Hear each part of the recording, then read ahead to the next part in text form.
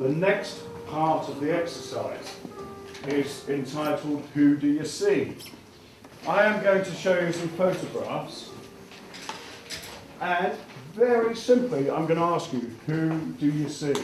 And what I want you to do is write your opinions, some adjectives, yeah, about the person. I just heard old, great.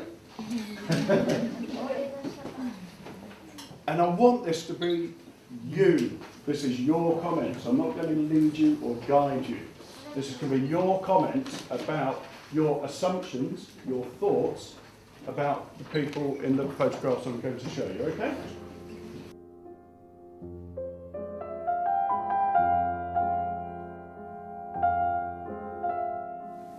My name is James, I'm 9 years old, and in the first picture I see an older man who is probably doing well for his age and is smart for his age.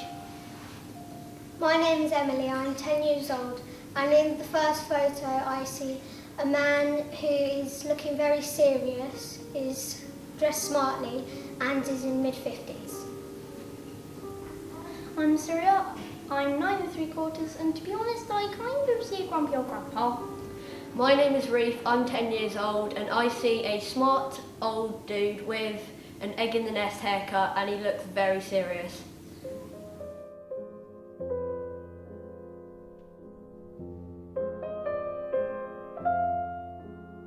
Hello, my name is Jensen, and I see a 44-year-old man who's slightly bald and quite serious. And he looks like he likes reading, and that's it, I think. Hello, my name is Rosie, I'm 10, and I think he looks a bit sad and lonely and isolated, and I think he likes reading as well.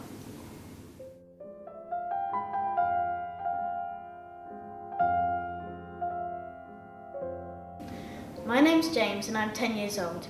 What I see is an outgoing man, confident man, jolly man and a fun man. My name is Abigail, I'm 9 years old. What I see is a fun and happy, fashionable man. When we see this picture, we think of an elderly man who's very happy. He looks a bit like a businessman a little bit. Yeah, and he looks sweet and friendly and very like I don't know, Happy. social. Yeah. Social. That's how I should say. Happy. Yeah. And I think in most of the times he'd like to sit down with a cup of tea, watching TV.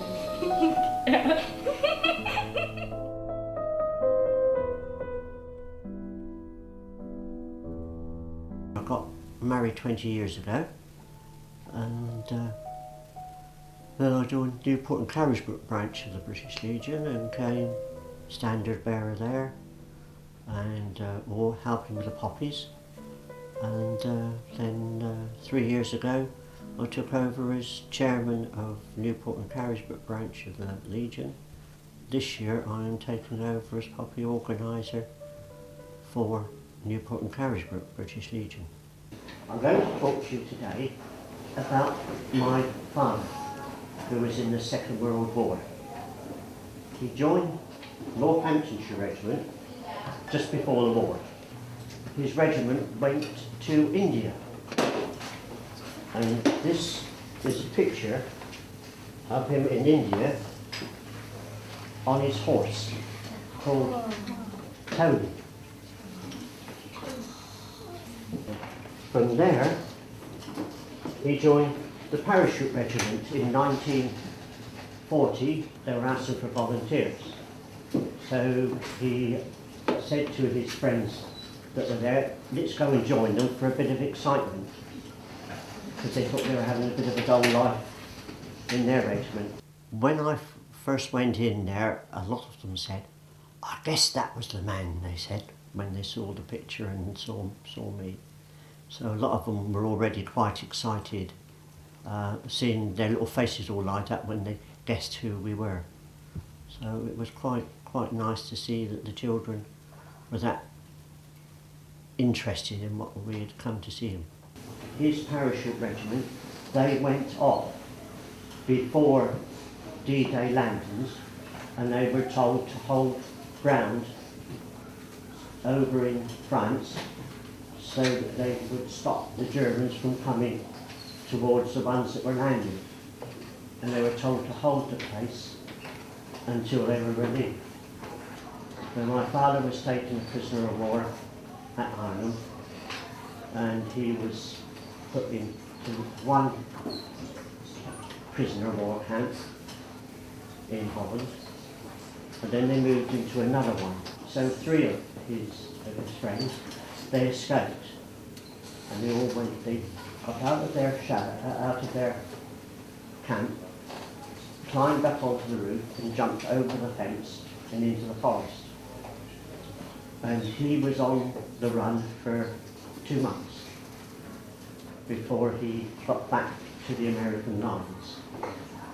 And he had shrapnel wounds in his head, which was flying metal from the bombs that were dropped, and had it in his neck and in his feet. But he still managed to keep going, because the only thing that kept him going was to get home for his mother's blackcurrant pie, because he loved blackcurrant pie that she used to make. He was a very special man, a very brave man, and a person that we all honoured very much as his children. We have 6 brothers and sisters, and we were a very close family, and we still are. But unfortunately, 2 weeks ago, I lost my older brother. So, but the family is growing.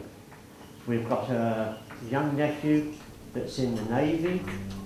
He is on the Falklands at the moment with his ship, and he's been sending us wonderful photographs.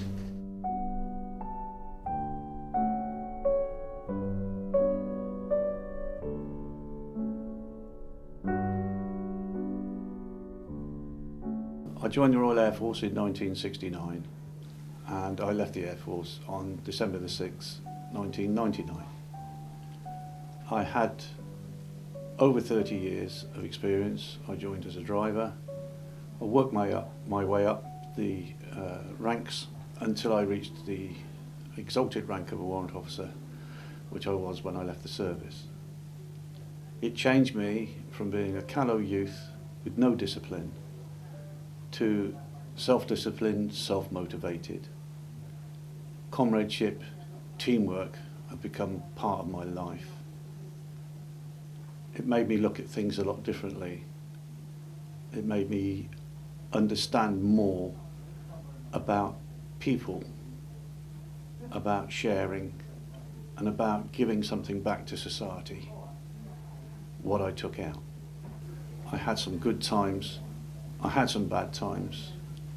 I went to some really beautiful places and some really awful places. But generally, I enjoyed every single minute of it, and I wouldn't trade any part of it, and I'd go back and do it again tomorrow. Can anybody tell me what service this hat belongs to? RAF. Right, Royal Air Force. And the warrant officer is awarded a warrant for the Secretary of State for Defence on behalf of Her Majesty the Queen. That's what they call a royal warrant. And that one is mine, which was awarded to me in 1997. Did you make any friends there? I made excellent friends in the service. The people that I met in 1969, I am still great friends with. We keep in contact constantly because we've been through things together and we served together.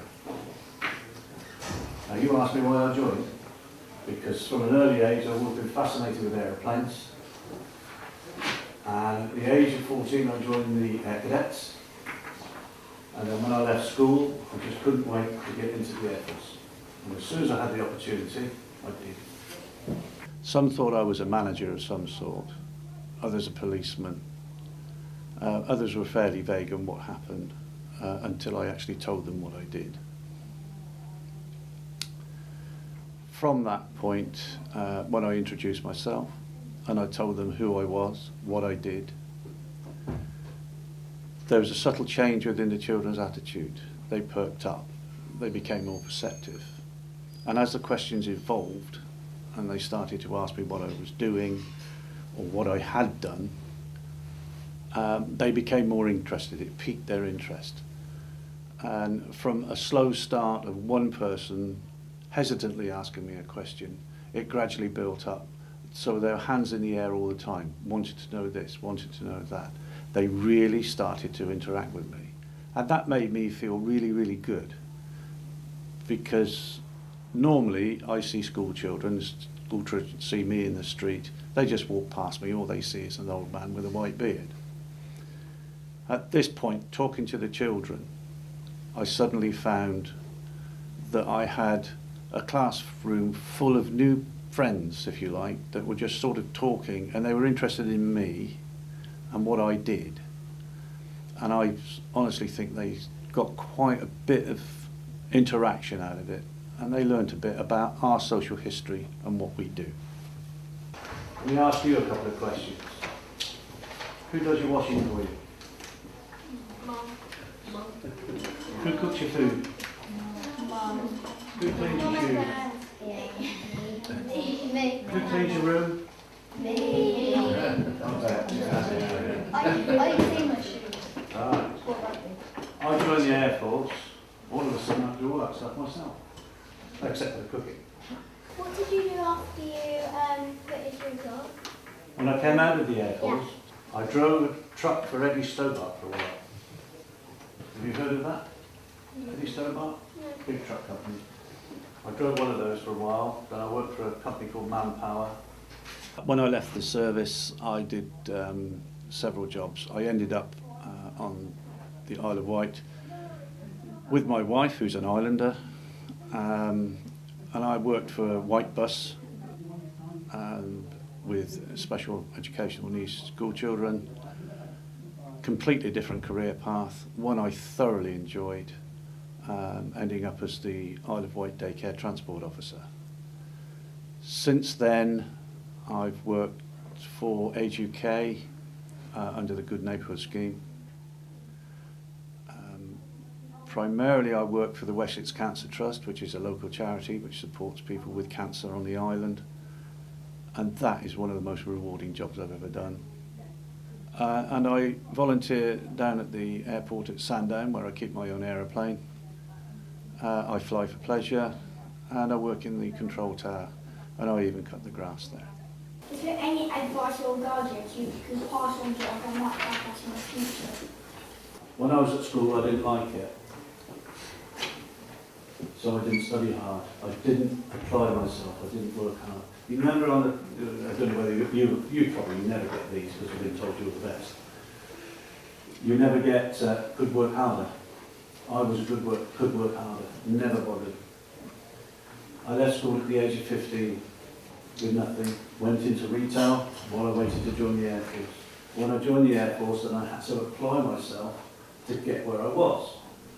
So my advice, work hard, listen to these people, they know what they're talking about.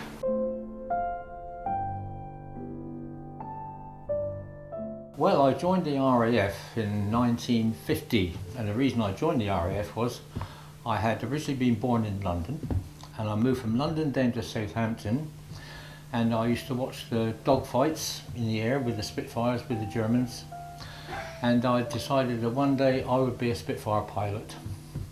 Unfortunately that didn't come through, because when I got to the joined up as a boy, although I had the educational qualifications to go for aircrew, which I did do, I tried, they decided I was blind as a bat and I wouldn't be able to see an aircraft that was coming at me anyway. So I trained, I was there for 10 years, and I trained as an airframe fitter, which I thoroughly enjoyed. I got promoted, was due to be a flight sergeant when I came out, but I decided rightly or wrongly, at that moment in time, that I wanted to come back into Sevy Street. But can I just say before we start, as you know, my name is Brian. If you see me out anywhere at all, what are you going to say? Hello? I don't seem too sure. Hang on, I'll check to see if that's my name. Yes, Brian. What are you going to say? Hello? Brian. Right. Let me just tell you, I was born in 1933. That makes me in my 84th year now. I'm slightly older than most of you. I joined the Royal Air Force and my rank was a corporal technician. Now you've got to see if you can spell technician, haven't you? When I look in the mirror, they probably thought I was a bit of a geek, a bald-headed geek. And so, what can we expect here? But I think they probably, from what in discussions with them, they probably decided I was worth speaking to and having a chat with. What was your most memorable experience? My most memorable experience went in the Royal Air Force. When we were flying out to Cyprus, we had to land in Malta, and we were flying in a Beverley transport aircraft in those days, which is a big fat plane with 3 small wheels. We were carrying the squadron and our trucks, etc., etc., etc., all our equipment. And when we were approaching Malta, the pilot came on the tannoy and said, "I've got good news and bad news." And you don't want to hear a pilot say, "He's got bad news," which is not good. He said, "The bad news is the left undercarriage has not come down." The good news, what's the good news? He said, "The pilot's going to land anyway." Which he did do. He managed to hold the left hand side up for as long as he could go, then dug down, the wingtip caught her and the plane rushed for him and crashed over the side. 2 people were injured, ended up in hospital, and the rest of us walked away. So we think the pilot did a wonderful, wonderful job. I've had a very varied career in Sevy Street.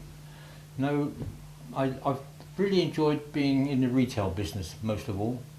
I had a shop of my own for many years, and then I sold up and got out, and I was in financial. I was become a manager with a financial company, advising people on investments, etc., etc., which I thoroughly enjoyed.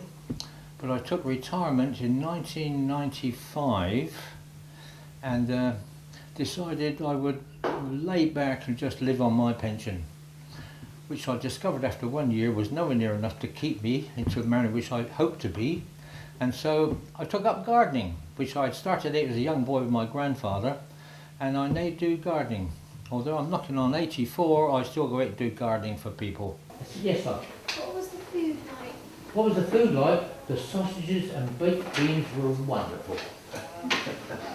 Absolutely wonderful. I'll tell you, what are you laughing at? Don't you like sausages and baked beans? I'll tell you something now, and you didn't hear it from me, right? I'm serious about this now. I don't care what your parents told you. Don't care what about eating, right? Stay away from vegetables. I don't eat them at all. I don't eat vegetables. The only vegetable I eat, if you call it a vegetable, is potatoes. I would eat potatoes. I do not eat any other vegetable. It's awful. If you've tried them, you know, don't you? You don't knock them away. So don't eat veg. My mum said to me when I was a little boy, you've got to eat all your veg and you'll grow up to be 60 years old and fit and healthy. She was wrong. I grew up to be fit and healthy at 83 and I don't eat veg. I do eat fruit, 3 or 5 pieces of fruit every day. But I didn't say that. You didn't hear it from me. I think they thought I was a bit of a comedian, as I probably am. I like a bit of a laugh, and if you keep the world laughing, you haven't wasted a day, have you? And a day without laughter is a wasted day completely. I enjoyed speaking to the children. I found they were I was very moved by some of the questions they asked in relation, though I did get asked if I had died while I was in the Air Force, and I had to insist I actually hadn't died. So, but apart from that, I get a big kick out of speaking to youngsters. It's they ask questions you don't expect half of the time, and you suddenly got to find answers. And it also brought memories back to me just through their questions they asked me. Things I hadn't thought about for donkey's years. They ask a question and suddenly think, gosh, yes, I remember Jock Leather. I wonder if he's still alive or something like that. Yeah. Is there any advice or guidance you can pass on to us that might help us in the future? I can tell you in very few short words, the best bit of advice you can ever have from anybody. Don't fight, talk. There's no point in fighting whatsoever. No advantage to it. Someone wins, someone loses. Doesn't get you anywhere. Sit down and talk it out. Well, the opportunity has given the children to really reflect on their whole community. It's meant that they've gone out and they've looked around all about them and realised that our older generation are just as valuable in our community and their contribution. It's broken down stereotypes. It's meant that our children have been able to be out in the community and support our older generation and show that respect for them, which is so valuable. It's an essential part of our curriculum because actually it supports our work on our British values, it supports children's moral and cultural and social development, and actually gives children time to stop and reflect and actually look outside the school and outside their community, not just the Isle of Wight, but actually globally and nationally as well.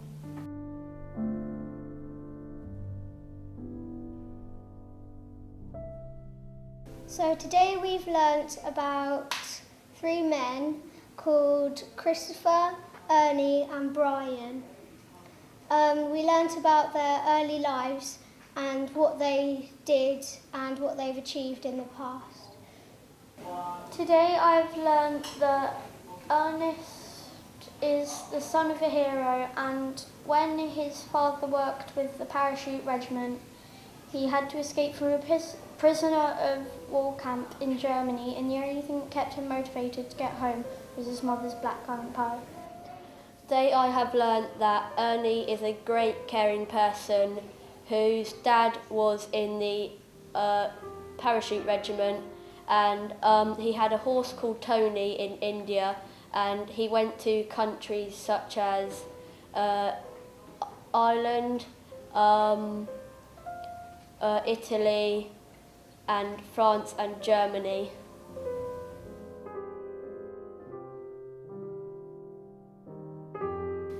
Today we met a man called Christopher who's been in the RAF.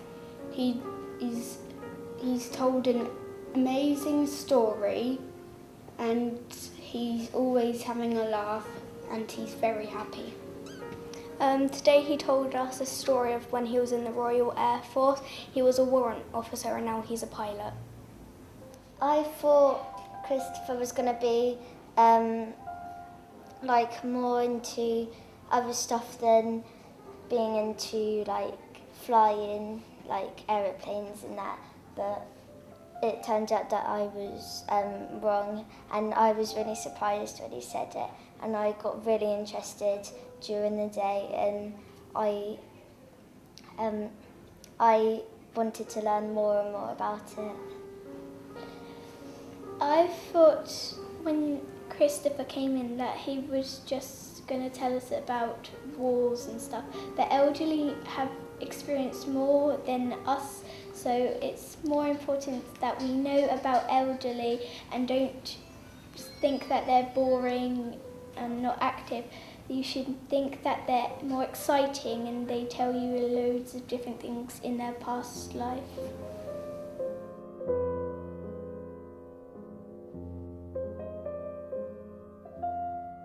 They are not as boring as you think. This man is very funny, doesn't like vegetables, and was a technician in the RAF. This is Brian. He's 83 and still awesome. We were talking about a certain elderly man. And we really like him because he's cool. A cool dude. He is 83 years old. but he's a really fun and sweet guy. And we really like listening to his stories. He says but he hates vegetables except for potatoes because potato gods, you know. Potatoes are nice. Potatoes.